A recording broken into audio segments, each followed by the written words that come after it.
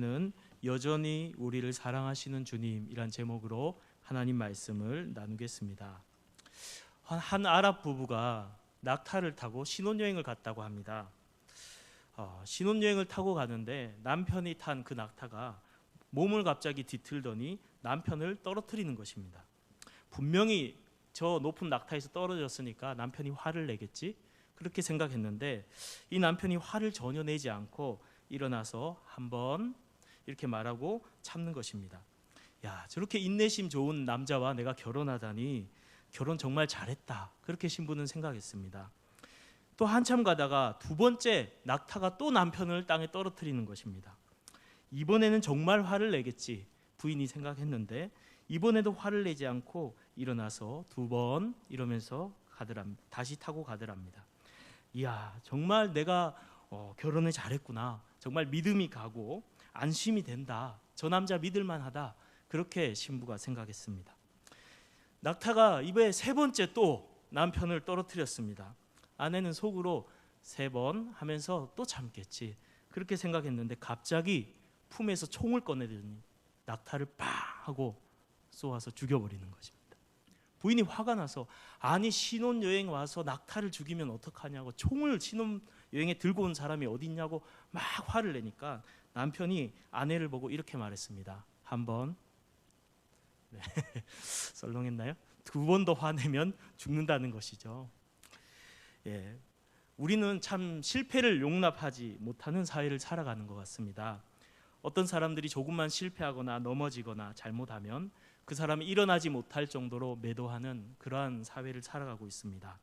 잔인할 정도로 댓글을 남기고 욕설을 남겨서 그 댓글을 읽은 사람이 공황장애가 오고 자살을 한 이들이 비일비재하게 일어나고 있습니다. 어쩌면 우리가 살아가는 이 시대가 저 아랍 남편보다 더 잔인할지도 모르겠습니다. 정말 우리가 실패하고 잘못하고 넘어졌을 때 우리는 매도되고 그냥 끝난 인생이 되어버려야 하는 것일까요? 우리 주님이라면 어떻게 하셨을까요? 예수님께서 우리가 실패하여 넘어졌을 때에 뭐라고 말씀하실까요? 우리를 오늘 본문의 이야기를 통해서 함께 주님이 뭐라 하실지 살펴보도록 하겠습니다. 오늘 본문의 이야기는 예수님께서 부활하신 후에 배신했던 제자들을 만나는 이야기입니다. 이번이 처음이 아닙니다. 사실 그 앞에 두 번 더 만난 적이 있습니다. 도마란 제자가 없을 때 한 번, 있을 때 한 번. 그렇게 제자들은 부활한 주님을 만나고 감격했고 기뻤지만 마음의 한편으로 무거운 마음이 있었습니다. 왜냐하면 주님을 배신했기 때문입니다. 아무튼 오늘 본문은 세 번째 부활하신 주님이 제자들을 만나는 이야기입니다. 장소는 디베랴 호수. 로마인들이 잘 아는 단어로 말했네요. 유대인들이나 우리가 잘 아는 단어로는 갈릴리 바다입니다. 지금 그곳에서 7명의 사람들이 모여 있습니다. 베드로, 도마, 나다나엘, 세베대의 아들들인 요한과 야고보, 그리고 무명의 제자 둘, 모여서 무엇을 하고 있었을까요? 아무것도 안 했습니다. 누군가를 기다리고 있었습니다. 근데 아무리 기다려도 오지 않는 거예요. 그래서 무엇을 해야 될지 몰랐습니다. 아무것도 할 게 없었습니다. 무료하고 무거운 마음만 그 7명의 제자들 가운데 있었습니다. 기다림이 지칠 쯤에 성질 급한 제자 한 명, 여러분이 예상하는 그 사람 베드로가 이야기했습니다. 에이, 나는 물고기나 잡으러 가야 되겠다. 안 그래도 모든 제자들도 답답하던 차에 나도 같이 가, 우리도 갈래 하면서 따라 나섰습니다.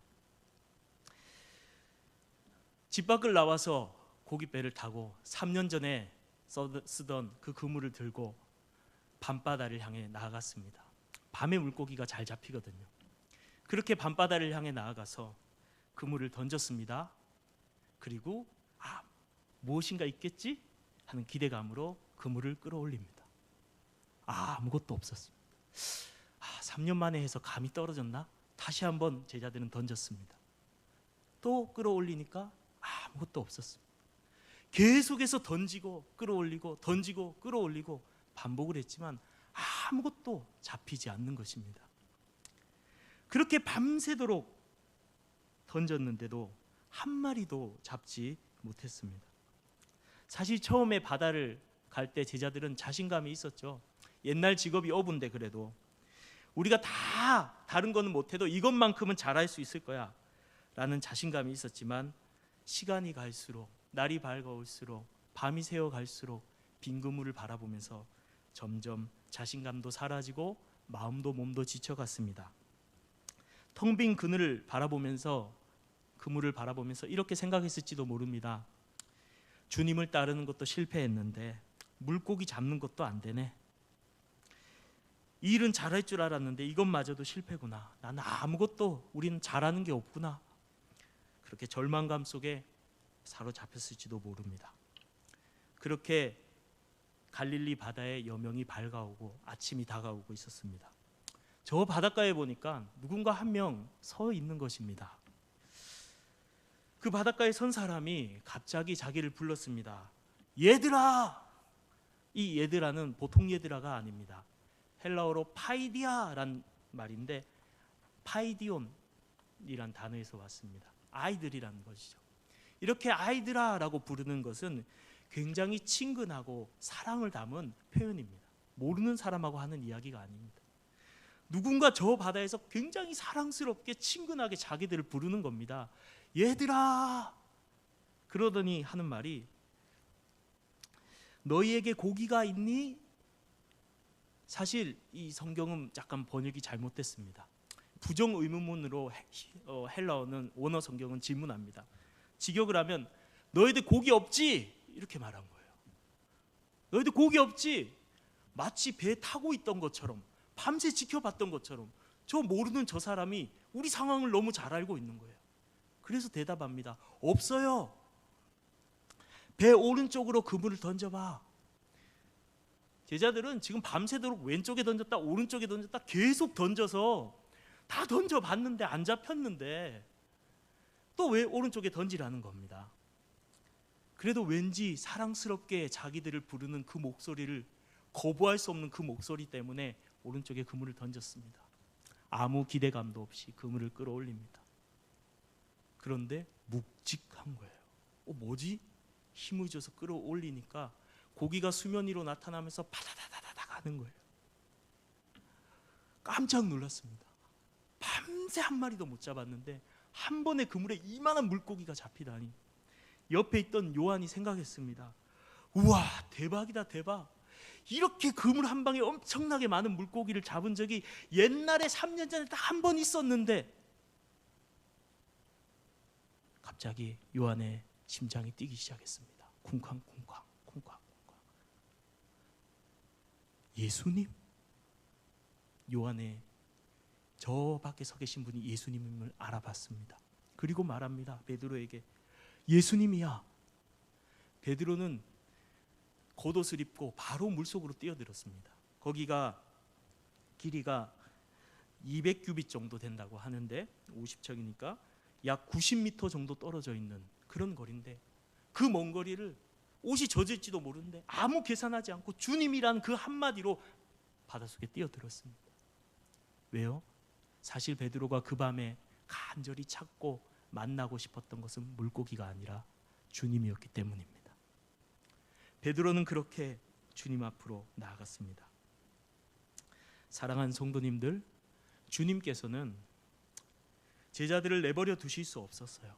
주님을 따르는 것도 실패한 제자들, 물고기 잡는 것마저 실패한 제자들, 그리고 큰 절망감 가운데 낙심하여 앉아있는 그 제자들, 그들을 버려두시지 않고 다시 찾아오셔서 사랑스럽게 그들을 부르시면서 그들의 빈 그물을 채워주셨습니다. 주님이 왜 그렇게 하셨을까요? 넘어진 그들, 실패한 그들에게 주님은 처음 만날 때와 똑같은 모습으로 그물을 가득 채워주시면서 만나주셨어요. 주님은 그들의 빈 그물을 채워주시는 이 사건을 통해서 말씀하고 있는 것입니다. 너희가 비록 실패하고 넘어졌지만 나는 여전히 너희를 사랑한단다. 내가 처음 너희를 부를 때와 같이 너희를 다시 일으켜 세울 것이다. 저 빈 그물에 물고기가 가득해졌듯이 너희를 통해 많은 사람들을 구원할 것이다. 절망하지 말고 다시 일어나거라, 나의 사랑하는 제자들아. 그 마음을 담아서 그런 역사를 베푸시고 빈 그물을 채워주시고 그들에게 찾아가셨던 것입니다. 우리도 마찬가지입니다. 우리도 실패할 때가 있습니다. 넘어질 때가 있습니다. 주님이 나 같은 거 사랑하실까? 실패한 나를, 이렇게 부족한 나를 그렇게 생각할 수도 있습니다. 그러나 오늘 성경을 통해 주님은 우리에게 이야기합니다. 나는 너희를 여전히 사랑한다. 내가 너희의 빈 그물을 채워주겠다. 사랑하는 성도님들, 어떤 교수님이 학생들에게 질문을 했답니다. 얼굴이 너무 이쁜 아름다운 여자가 있었는데 교통사고로 얼굴이 흉터가 졌다. 너무 볼 수 없게 됐다. 남자가 그 여자를 사랑할까 안 할까? 90%의 학생들이 사랑하지 않는다라고 손들었습니다. 또 하나의 질문을 했습니다. 크게 사업에 성공해서 백만장자가 됐던 사람이, 남자가 파산을 당하고 빚더미에 앉아서 완전 망해버렸다. 여자가 그 남자를 사랑할까 안 할까? 70%의 학생들이 사랑하지 않을 거예요 대답했습니다. 그때 교수가 이렇게 말했습니다. 내가 두 남녀를 연인이라고 아직 이야기한 적이 없다. 두 남녀는, 앞에 말한 그 남녀는 아빠와 딸이고 뒤에 말한 그 남녀는 엄마와 아들이다. 사랑하는 딸이 교통사고로 얼굴에 흉이 졌을 때 아빠가 그 딸을 다시 사랑할까? 사업이 부도난 아들, 그 아들을 엄마가 다시 사랑할까? 거기에 있는 모든 학생들이 말했습니다. 100% 이야기했습니다. 예전처럼 다시 사랑할 거예요. 사랑하는 성도님들, 아빠가 상처 입은 딸을 사랑하고 엄마가 실패한 아들을 사랑하듯이 우리 주님은 여전히 우리를 사랑하십니다. 때로 인생의 빈 그물을 끌어올릴 때가 있습니다. 때로 신앙에도 빈 그물이 되어져 버릴 때도 있습니다. 내 자신도 너무 싫고 낙심이 될 때도 있습니다. 그러나 그런 우리를 버려두시지 않으시고 주님은 그런 우리에게 찾아오셔서 인생의 바닷가에서 우리를 바라보시고 우리의 사랑스럽게 부르시며 우리의 빈 그물을 채워주실 줄로 믿습니다. 그렇게 베드로가 수용하고 가버린 뒤에 배에 덩그러니 남은 제자들, 열심히 그물을 배에 끌어올릴 없을 정도로 많이 잡혀서 그대로 끌고 육지까지 갑니다. 가면서 무슨 생각했을까요? 밤새 추웠고 밤새 일하느라 배고팠고 지친 몸을 안고 가는데 주님을 배신했던 자기 자신들의 모습이 정말 죄송스러운 마음으로 주님 앞에 나갔을 것입니다. 아니, 그물을 버리고 주님만 따르겠다고 했는데 그물 잡고 있다가 주님한테 딱 걸린 그 현장, 주님 앞에 가면 이제 주님한테 혼나겠구나 생각했을지도 모릅니다. 그런 상상을 하면서 육지로 가까이 가고 있습니다. 육지에 해병 조교 모자를 딱 쓰고 몽둥이를 하나 딱 들고 주님이 그렇게 서서, 야, 선착순 한 명, 야, 사람을 낚으라니까 니네가 물고기를 낚고 있어? 나를 배신하더니 다시 옛날로 돌아갔니? 3년이나 같이 있었는데 이게 뭐니? 특별히 베드로, 네가 제일 문제야. 여기 머리 박고 있어. 막 이렇게 주님한테 혼날 것처럼 생각하면서 가까이 갔는데 반전이 일어났습니다. 거기에 따뜻한 모닥불이 피어오르고 있고요. 그리고 생선과 떡이, 빵이 구워지고 있습니다. 맛있는 냄새가 납니다. 그러면서 주님께서 마치 셰프가 되셔서 열심히 고기를 굽고 빵을 굽고 아침 식사를 준비하고 계시는 장면이 보이는 거예요. 요즘에 인기 있는 프로그램들이 있잖아요. 한 몇 년 사이에 이렇게 보면은 삼시세끼, 그 다음에 바퀴 달린 집, 여러 프로그램들이 비슷한 것이 계속 생겨나고 있습니다. 왜 그 프로그램들이 인기 있냐면 아주 경치 좋은 한적한 곳에 가서 맛있게 밥을 지어서 먹고 또 게스트를 초청해서 그 밥을 지어서 대접하면서 치료가 일어나는 거죠. 쉼이 있어지죠. 근데 예수님이 마치 그러고 계신 거예요. 갈릴리 바닷가에서 모닥불 피워놓고 요리를 열심히, 생선도 굽고 고기도 구우면서 아침을 준비하고 계신 주님. 주님께서 언제부터 거기 와 있었을까요? 모르겠지만 빵도 구해 오시고 생선도 구해 오시고 그 제자들이 있는 바닷가에 찾아오셔서 직접 나무도 주워서 이렇게 나무도 모아서 불도 피우시고 거기에 생선도 얹히고 고기도 얹어서 구우면서 제자들을 위해서 준비하시는 주님, 그렇게 준비하셨던 거예요. 제자들이 배에 올라온 뒤에 예수님께서 다시 말합니다. 야, 고기 잡은 싱싱한 생선 방금 잡은 것 좀 갖고 와. 싱싱한 것을 먹이고 싶었던 것 같아요. 성질이 급한 베드로가 제일 먼저 또 뛰어갑니다. 그리고 153마리의 물고기를 확인하고 그 중에 얼마를 가져오고, 주님께서는 그 방금 잡은 싱싱한 생선을 이렇게 굽습니다. 여러분, 말이 이 아침 식사가 쉬워 보이지만 지금 사람이 몇 명의 장정이 예수님까지 하면 8명이에요. 8명의 식사를 준비한다고 해봐요. 저도 밥 준비를 좀 해봤는데 5명도 힘들더라고요. 이 장정 8명 식사를 준비하면서 얼마나 열심히 땀을 흘리면서 제자들에게 정성껏 밥을 준비하셨을까요? 밥이 식사가 다 되자 얘들아 아침 먹자 뻘쭘했는지 제자들이 가까이 가지 않았던 것 같습니다. 주님께서 직접 가져다 주세요. 오늘 성경에 떡을 가져다 주시고 잘 구운 생선도 한 마리 떠서 자 베드로, 자 도마야, 나다나엘아, 요한아 하나씩 갖다 줍니다. 호기진 제자들은 맛있게 먹었습니다. 혼날 줄만 알았는데 오히려 따뜻하게 아침을 준비하시고 아무것도 묻지 않은 채 식사를 대접하시는 주님, 그 주님의 모습 속에서, 그 주님이 베푸시는 아침 식사 속에서 그들은 주님이 여전히 자신들을 사랑하신다는 사실을 느낄 수 있었을 거예요. 마치 힘들 때에 엄마에게 가서, 탈진되고 어려울 때 엄마한테 가서 엄마 밥 줘, 아무 말 없이 집에 왔을 때 엄마가 따뜻하게 밥을 지어서 생선도 구워서 아무것도 묻지 않고 줄 때 그 따뜻한 밥을 먹으면서 엄마의 사랑이 느껴지는 것처럼 주님의 그 섬김을 통해서 제자들은 여전히 자신을 사랑하시는 주님의 사랑을 느꼈을 겁니다. 한 어머니가 있었대요. 한 어머니가 게임 중독에 빠진 아들, 그 아들이 얼마나 중독에 빠졌는지 어머니를 구타하고요, 게임하지 말라고 말리고 손을 뽑았더니 엄마를 막 때리고 욕설을 하고 엄마라고 부르지 않고 계속 엄마를 향해 욕만 하는 이 아들, 사실은 아빠와 차 타고 가다가 교통사고가 났는데 아빠가 죽었어요. 이 아이는 자기 때문에 아빠가 죽었다는 죄책감에 빠져서 학교도 가지 않고 게임 중독에 빠졌다는 거예요.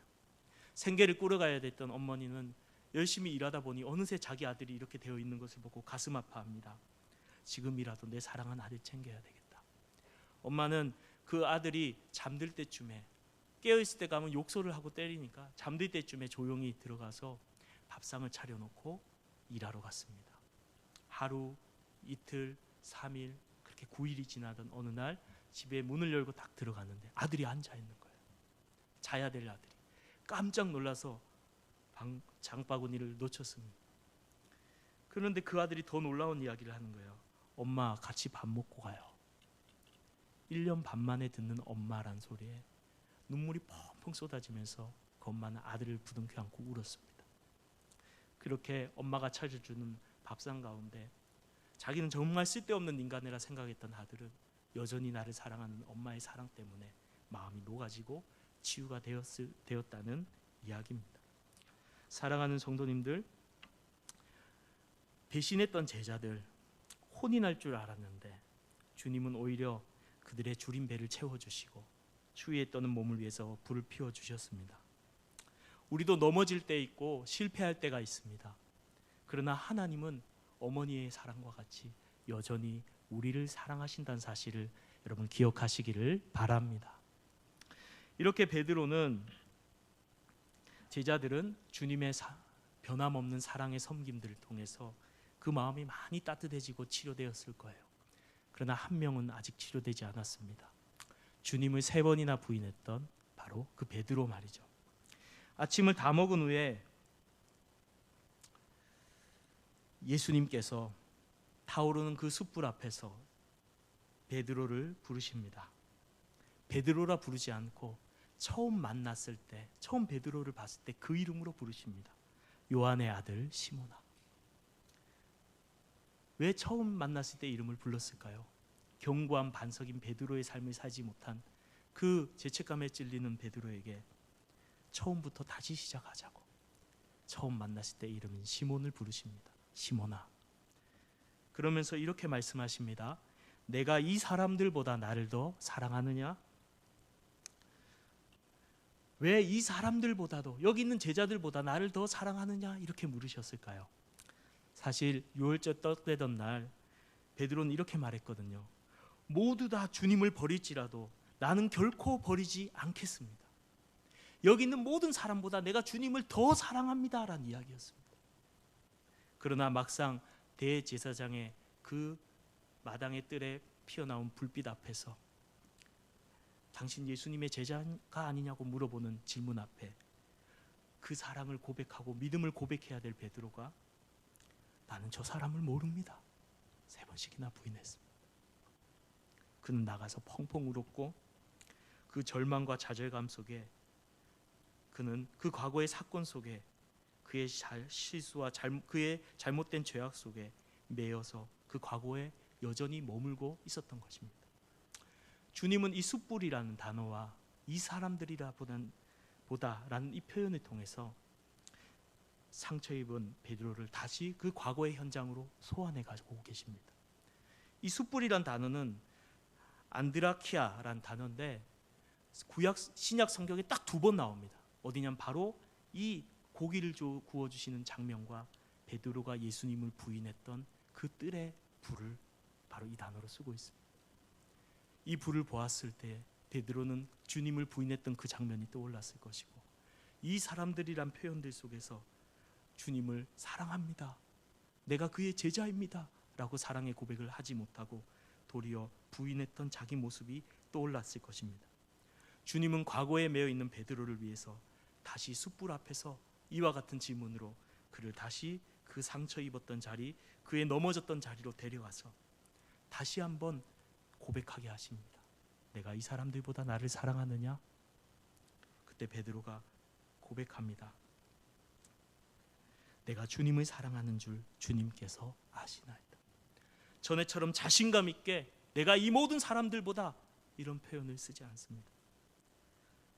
겸손하게 그리고 진실된 마음으로 내가 주님을 사랑하는 줄 주님이 아십니다.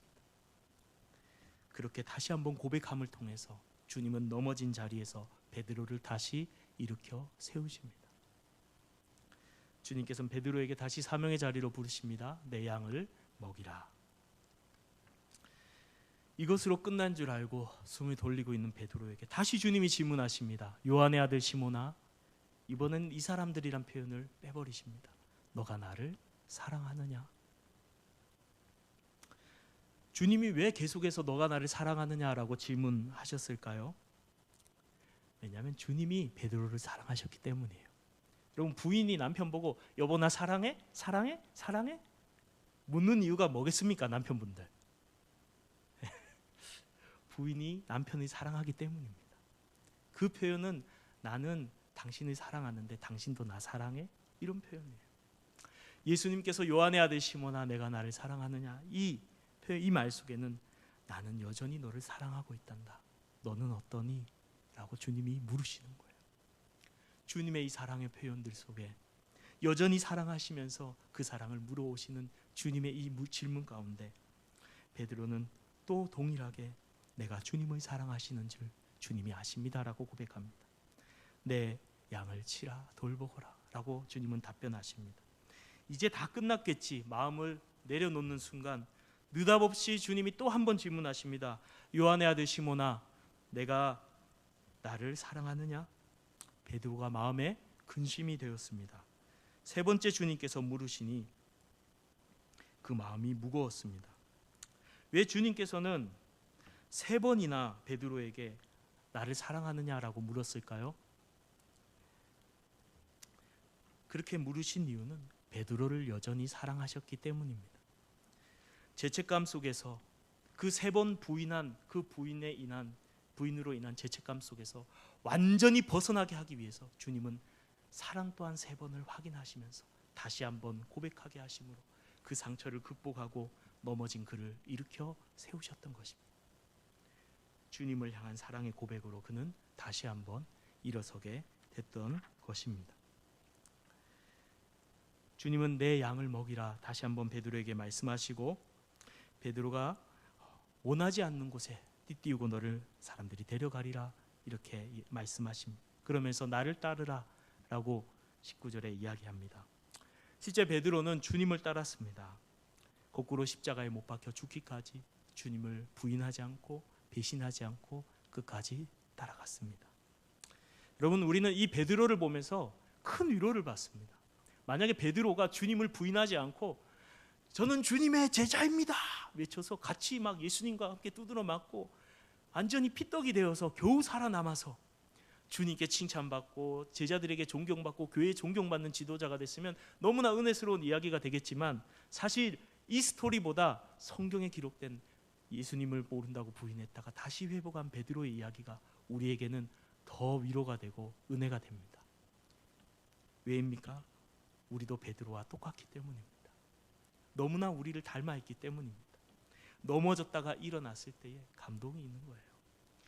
최근에 우리 도쿄 올림픽 어떤 분께서 제게 문자를 보내셔서 야구합니다 목사님 이렇게 문자를 보내시던데, 아무튼 이번 도쿄 올림픽에 참 감동을 준 한 선수가 있습니다. 하산이라는 여자 육상 선수인데요, 1500m 달리기를 하다가 앞사람에 걸려서 넘어져서 거의 꼴찌가 되어서 너무나 그룹과 거리가 멀어져 버려서 경기를 포기할까 생각하다가 다시 일어나서 뛰기 시작합니다.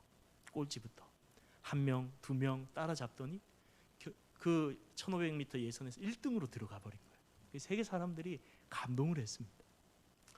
넘어졌다가 다시 일어날 때 감동이 있죠. 우리 주님은 넘어진 자를 내버려 두시는 분이 아니라 넘어진 자를 일으키시는 주님인 줄 믿습니다. 넘어진 자를 다시 일으켜서 사용하시는 주님인 줄로 믿습니다. 성경의 이야기가 그런 이야기들로 넘쳐납니다. 아내를 누이라고 2번이나 그렇게 거짓말했던 아브라함을 하나님은 다시 부르셔서 믿음의 조상으로 삼아주셨습니다. 형님을 속이고 장자권을 찬탈했던 야곱을 다시 부르셔서 이스라엘 민족의 조상이 되게 하셨습니다. 애굽의 사람을 살인하고 도망갔던 그 모세를 다시 부르셔서 출애굽하는 귀한 도구가 되게 하셨습니다. 도덕적으로 실패했던 삼손을 다시 부르셔서 그 명예를 회복할 기회를 주셨습니다. 자신의 부하를 사지로 몰아넣고 그 아내를 강탈한 다윗을 다시 회개시키시고 부르셔서 하나님의 믿음의 사람으로 세우셨습니다. 성교의 명령을 받고 도망갔던 그 요나를 다시 부르시고 세우셔서 하나님은 그를 통해서 니느웨의 많은 사람들을 구원하셨습니다. 하나님은 이렇게 실패하고 넘어진 사람들을 다시 세우셔서 사용하시는 주님이신 줄 믿습니다. 우리가 넘어질 때가 얼마나 많습니까? 실패할 때가 얼마나 많습니까? 죄 지을 때가 얼마나 많습니까? 내 자신이 싫어질 때가 얼마나 많습니까? 처음에는 믿음으로 살아보겠다고, 예수님이 나의 주인으로 인정하며 시인하는 삶을 살아보겠다고, 이 세상 가운데 그렇게 살겠다고 고백했지만 막상 부딪혀오는 세상살이가 만만치 않아서 신앙을 타협해버리고 예수를 부인해버리고 그렇게 손해볼까 봐 두려워서 신앙을 팔아버렸다. 넘어질 때가 있진 않습니까? 나는 결코 주님을 부인하지 않을 거라 주님을 사랑한다고 고백해놓고 죄의 유혹 속에 넘어져 버리고 쓰러져 버린 우리의 모습들을 볼 때가 있지 않습니까? 말씀을 따라 살겠다고 결단하고 또 넘어져 버려서 절망과 실패와 실망과 자책감에 사로잡혀 있을 때가 있지 않습니까? 주님이 나 같은 것은 다시 사랑하실까? 내 신앙, 내 인생은 실패한 인생과 신앙은 아닐까? 그렇게 절망감이 들 때가 없지는 않습니까? 주님께서 이 제자들과 베드로의 이야기를 성경에 기록하신 이유가 무엇일까요? 예수님께서 세 번째 이 제자들에게 찾아오신 이 이야기를 기록해서 우리에게 읽게 하시는 이유가 무엇일까요? 우리도 넘어질 수 있다는 것입니다. 베드로가 넘어졌던 것을 미리 아셨던 주님은 우리도 넘어질 것을 미리 알고 계셨습니다. 그래서 이 이야기를 통해서 우리에게 이렇게 말씀하고 계신 것입니다. 너가 비록 실패하고 넘어질지라도 나는 여전히 너를 사랑하고 있단다. 그러니 다시 일어나거라 내 사랑하는 아들아, 내 사랑하는 딸아. 우리는 주님의 이 말씀 앞에서 베드로와 같이 대답하며 다시 일어나야 할 것입니다. 주님, 저가 비록 연약하여 넘어졌지만 저의 마음 깊이 남아있는 진실한 저의 고백을 올려드립니다. 저도 주님을 사랑합니다. 사랑하는 성도님들, 제가 총신대학원에 다닐 때에 그 기숙사 뒤에 보면은 기역자로 된 교회, 옛날 최초의 우리나라 교회 모형을 떠서 만든 교회가 있어요. 소래교회라고. 그 교회에 밤이 되면 기도하러 올라가곤 했습니다. 어느 날 기도하러 갔는데 기도가 너무 안 되는 거예요.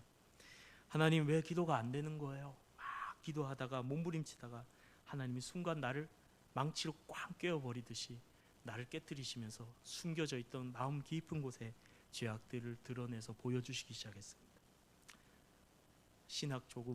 이제 신학생이 되어서 공부를 했다고 다른 사람들을 비판하고, 교수님도 비판하고, 목사님들도 비판하고, 교만하게 앉아있는 내 모습, 다른 사람들을 시기하고 미워하고 있는 내 모습, 탐욕에 쩔어있는 내 모습, 온갖 더럽고 추악한 죄악들을 보여주시는데 너무 고통스러우면서 통곡하고 울면서 회개했습니다. 주님, 저 용서해 주세요. 잘못했어요. 저를 불쌍히 여겨주세요. 도저히 주님이 용서하실 것처럼, 용서하지 않을 것처럼 생각됐습니다.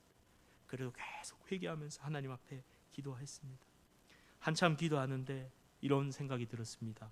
주님이 나 같은 걸 사랑하실까? 이렇게 더럽고 추한 자를. 그래서 주님께 물었습니다. 주님, 이런 저도 사랑하시나요? 그때 주님께서 제게 말씀하셨습니다. 당연하지. 내가 너를 얼마나 사랑하는데, 내가 너를 사랑하기 때문에 십자가에 못 박혀 죽었단다. 눈물이 퍽퍽 쏟아졌어요. 통곡하면서 울었어요. 그래서 주님께 고백했어요.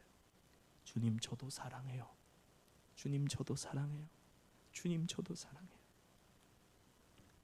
사랑하는 성도님들, 제자들의 빈 그물을 채워주신 주님, 줄인 배를 채워주신 주님, 상처 입은 베드로를 치료하신 주님, 주님은 그렇게 넘어졌던 제자들이지만 그들을 여전히 사랑하고 계셨습니다.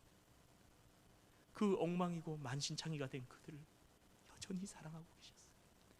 탕자의 아들이 방탕하고 돌아왔을 때 거짓골로 왔어도 달려와 끌어안듯이 정말 비참하게 만신창이가 되은 우리의 신앙과 삶의 모습들, 주님이 나 같은 걸 사랑하실까 생각될 바로 그때에도 여러분 꼭 기억하십시오.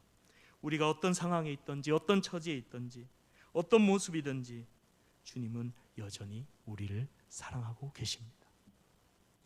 우리가 그것을 확신하게 될 때에 우리는 우리의 실패의 자리에, 넘어짐의 자리에서 다시 일어나게 되는 줄 믿습니다.